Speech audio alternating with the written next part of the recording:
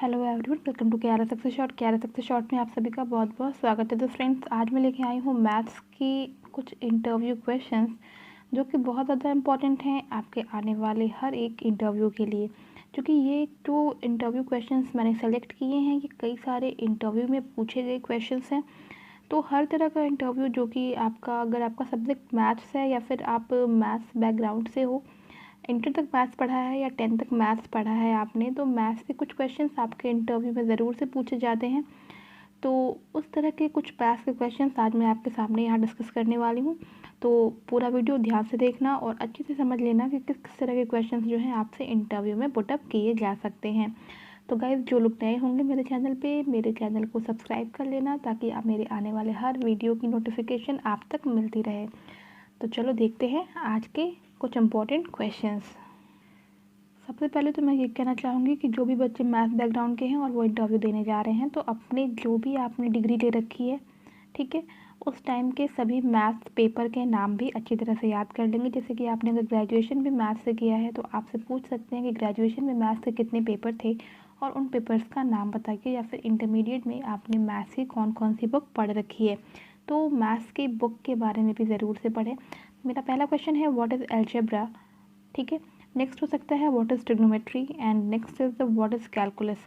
तो algebra, trigonometry और calculus को डिफाइन करना होगा। आपको ये बताना होगा कि अलजेब्रा क्या होता है, ट्रिग्नोमेट्री क्या होता है और कैलकुलस क्या होता है, ठीक है। तो अगर हम बात करते हैं कि अलजेब्रा की, जिसको हम लोग हिंदी में कहते हैं बीज गणित, ठीक है, ये आप कह सकते हो कि ये मैथ्स के जो बहुत सारे टाइप्स होते हैं ना, उसमें से एक माना जाता है, ठीक है। अलजेब्रा मतलब ये होता है कि जो आपकी चर और अचर राशियाँ होती हैं, ठीक है, इनके समीकरणों को यानी कि इनके इक्वेशंस को जो है सॉल्व करने के लिए, ठीक है, और चर राशियाँ जो होती हैं उनकी जो वैल्यू होती है उसके निकालने पर ये आधारित होता है, ठीक है। तो यही क्या होता है, अलजेब्रा होता है। नेक्स्ट आती है बात ट्रिग्नोमेट्री की। तो ट्रिग्नोमेट्री को आप ये बता सकते हैं कि ट्रिग्नोमेट्री जो है वो क्वांटिटेटिव एप्टीट्यूड का एक बहुत ही ज़्यादा प्रमुख हिस्सा है, जो कि बहुत सारे बच्चों को काफ़ी टफ लगता है। लेकिन जो ट्रिग्नोमेट्री होती है ये मैथ्स की बहुत ही इम्पोर्टेंट ब्रांच होती है, ठीक है।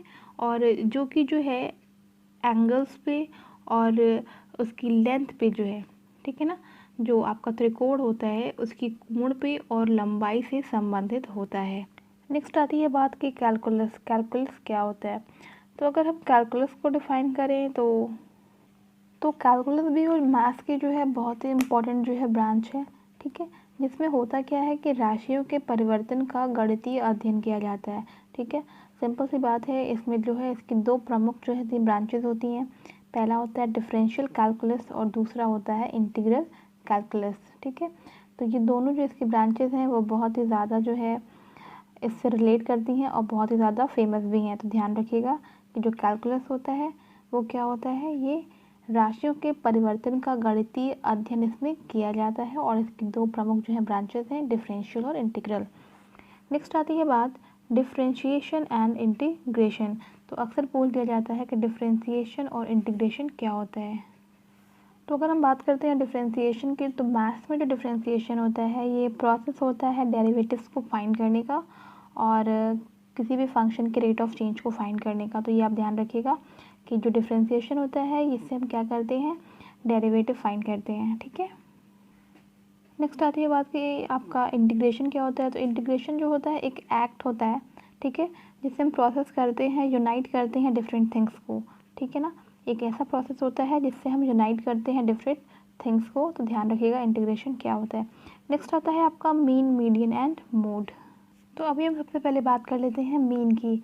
तो मीन की अगर हम बात करें, जिसे हम लोग माध्य कहते हैं, यानी कि दी गई संख्याओं के औसत को निकालना, ठीक है ना। जो भी जो है संख्याएं होती हैं उनका अगर हम औसत निकालते हैं तो वही उसका माध्य कहलाती है। तो इसको आप लोग ध्यान दीजिएगा। नेक्स्ट आता है आपका मीडियन। तो मीडियन क्या होता है, तो मीडियन जो होता है वो होता है कि जैसे मान लीजिए कि अगर एकदम साधारण भाषा में इसको हम बात करें, तो ऐसी संख्या जो हमें, जो संख्याएं दी होती हैं उनके एकदम बीच में जो संख्या आती है वो ही क्या होती है, माध्यिका होती है, जिसे हम मीडियन कहते हैं। नेक्स्ट आती है बात मोड की। मोड क्या होता है, तो मोड को हम लोग हिंदी में कहते हैं बहुलक, ठीक है। तो बहुलक होता क्या है कि एक ऐसी संख्या, या फिर आप कह सकते हो कि एक ऐसी विशेष प्रकार की संख्या जो दी गई संख्याओं में सबसे ज़्यादा बार दोहराई जाती है, यानी कि जो संख्या सबसे ज़्यादा बार आती है उसी को हम लोग बहुलक कहते हैं, यानी कि मोड कहते हैं। मीन, मीडियन, मोड तीनों का फॉर्मूला, ठीक है ना, तीनों का फॉर्मूला जो है अच्छी तरह से याद कर लीजिएगा कि क्या कैसे निकालते हैं। नेक्स्ट आती है बात प्रोबेबिलिटी की, यानी कि इसे हम हिंदी में कहते हैं प्रायिकता, क्योंकि किसी भी घटना की जो होने की संभावना होती है ना, उसी को हम प्रायिकता कहते हैं। नेक्स्ट आता है आपका व्हाट इज स्टैंडर्ड डेविएशन।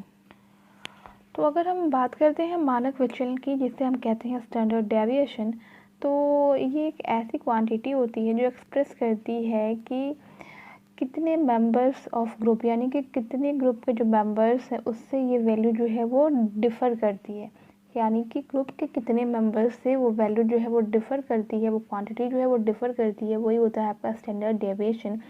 आप इसे इंग्लिश में बता सकते हो, a quantity expressing by how much the members of a group differ from the mean value for the group.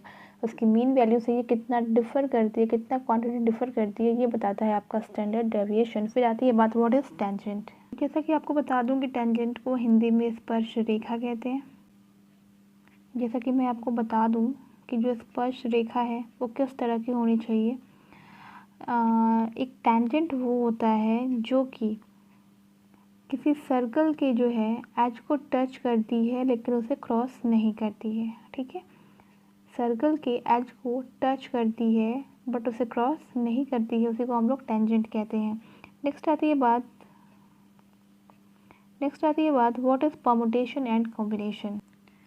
तो परमुटेशन क्या होता है कि ये एक तरीका होता है, ठीक है, जिसमें जो है हम लोग क्या करते हैं, जो भी नंबर्स होते हैं उन्हें क्या करते हैं, अरेंज करते हैं, ठीक है, या फिर उन्हें ऑर्डर्ड करते हैं। तो a permutation is one of the way in which a number of thing can be ordered और अरेंज, ठीक है। और जो कॉम्बिनेशन होता है वो ये होता है कि एक सिलेक्शन ऑफ आइटम होता है किसी कलेक्शन में से, ठीक है, जिसमें कि ऑर्डर ऑफ सिलेक्शन जो है वो मैटर नहीं करता है, ठीक है, जिसमें ऑर्डर ऑफ सिलेक्शन मैटर नहीं करता है। तो परमुटेशन और कॉम्बिनेशन को कैसे निकालते हैं इसका फॉर्मूला भी आपको पता होना चाहिए। फिर आती है बात commutative, associative and distributive law क्या होते हैं। तो ये बहुत बेसिक सा क्वेश्चन है, ठीक है, इसको भी ज़रूर करके जाएँ। फिर आता है बॉडमास रूल, तो बॉडमास रूल ही बताने की ज़रूरत नहीं होगी। फिर आती है बात व्हाट इज़ ज्योमेट्री। तो अगर ज्योमेट्री की बात करते हैं तो आप सिंपल से बता देना कि ज्योमेट्री एक गणित की शाखा है जिसमें हम बिंदुओं का, रेखाओं का, तलों का और ठोस चीज़ों के गुण स्वभाव का मापन का अध्ययन करते हैं, ठीक है। और अगर बात की जाए ज्यामिति की, तो ज्यामिति जो है वो ज्ञान की सबसे प्राचीन शाखाओं में से एक है। फिर आती है बात difference between line, point, plane and solid. तो अगर इसमें हम बात करते हैं डिफरेंस की, तो अगर हम बात करते हैं यहाँ पे पॉइंट की, तो पॉइंट क्या होता है, तो पॉइंट एक ज्योमेट्रिक शेप होता है, ठीक है, जिसका कोई शेप नहीं होता है और कोई साइज़ भी नहीं होता है, ठीक है, ना तो लेंथ होती है, ना तो ब्रेथ होती है, ना तो हाइट होती है, ठीक है, कोई डायमेंशन भी नहीं होता है। अगर हम बात करते हैं आपका लाइन का, तो line has one dimension, okay, point का कोई डायमेंशन नहीं होता है लेकिन लाइन का एक डायमेंशन होता है। फिर हम बात करते हैं प्लेन की, तो प्लेन में क्या होता है, 2 और 3 डायमेंशंस होते हैं। फिर आती है बात सॉलिड की, तो solid is a 3 dimensional space in geometry, clear. Next आता है कि परसेंट को फ्रैक्शन में चेंज कैसे करते हैं ये बताना है, और इसका जस्ट वाइस वर्सा, यानी कि फ्रैक्शन को हम परसेंट में कैसे चेंज करते हैं। फिर कुछ इंपॉर्टेंट फॉर्मूले आप देख सकते हैं यहाँ पे, ए प्लस बी का होल स्क्वायर, ए माइनस बी का होल स्क्वायर, ए प्लस बी का होल क्यूब, ए माइनस बी का होल क्यूब, ए स्क्वायर माइनस बी स्क्वायर और ए प्लस बी प्लस सी का होल स्क्वायर। तो इसको आप पूरी तरह से याद कर लीजिएगा, एकदम अच्छे से सबको याद ही होगा वैसे जो मैथ्स के बच्चे होंगे। उसके बाद से आती है बात क्वाड्रेटिक फार्मूला का, तो ये हम निकालते हैं x is equal to minus b plus minus under root b square minus 4ac upon 2a। फिर आती है बात डिस्टेंस का फॉर्मूला, तो d is equal to under root x1 minus x2 का whole square plus y1 minus y2 का whole square. फिर आती है बात एरिया पेरीमीटर किसका, स्क्वायर का, रेक्टेंगल का, पैरेललोग्राम का, triangle, rhombus, circle and ellipse, ठीक है। तो यहाँ पे आप ये सब चीज़ें जो है अच्छे से पढ़ लेना। सबका जो एरिया निकाला, कैसे निकालते हैं एरिया, इसका फॉर्मूला क्या होता है, ठीक है। तो मोस्टली आपका जो है स्क्वायर, रेक्टेंगल, सर्कल में से ही फंस जाना चाहिए, लेकिन आप बाकी सारे भी पढ़ के जाना। फिर आती है बात formula related to the cube, cuboid, cone, cylinder and frustum. इसमें क्या निकालते हैं, वॉल्यूम निकालते हैं, टीएसए निकालते हैं, टोटल सरफेस एरिया, और निकालते हैं एलएसए, लेटरल सरफेस एरिया। तो ये भी देख करके जाना है सबका। इसके बाद से बात आती है एंगल्स और टाइप ऑफ एंगल्स की। तो जो भी आपके एंगल्स हैं, ठीक है ना, और कितने टाइप्स के होते हैं एंगल्स और क्या क्या होते हैं, जैसे मान लो आपसे रिफ्लेक्स एंगल के ही बारे में पूछ दिया, ठीक है, तो आपको पता होना चाहिए। एक्यूट एंगल के बारे में पूछा तो आपको पता होना चाहिए, बहुत बेसिक सी चीज़ें हैं। फिर है रैशनल एंड इरेशनल नंबर। तो रैशनल नंबर क्या होता है, फिर रैशनल नंबर मान लीजिए आपसे, जैसे मैंने यहाँ पे लिखा हुआ है यहाँ पे कि √9 इज़ अ रैशनल और इरेशनल नंबर। तो √9 को तो हम 3 लिख सकते हैं, और 3 क्या होता है, एक रैशनल नंबर होता है। तो आपको ये बताना पड़ेगा, तो आपको ये पता होना चाहिए व्हाट इज़ रैशनल और इरेशनल नंबर। नेक्स्ट आती है बात स्ट्रेट लाइन की, इसको डिफाइन करना कि स्ट्रेट लाइन क्या होता है। फिर आती है इंटरसेप्ट ऑफ अ प्लेन, इसका फॉर्मूला क्या होता है, ये आपको पता होना चाहिए।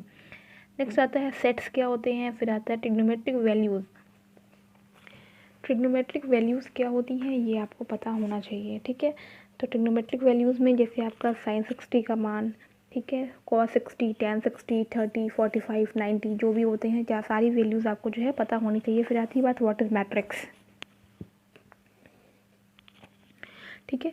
मैट्रिक्स क्या होता है, तो ग्रुप ऑफ नंबर्स होते हैं जिन्हें हमें अरेंज करके क्या करना होता है, सॉल्व करना होता है। फिर आती है बात, नेक्स्ट आती है complex number, real number, prime number, imaginary number. इसके बाद से कुछ और भी इंक्लूड कर लेना, जैसे आपका नेचुरल नंबर क्या होता है, ठीक है।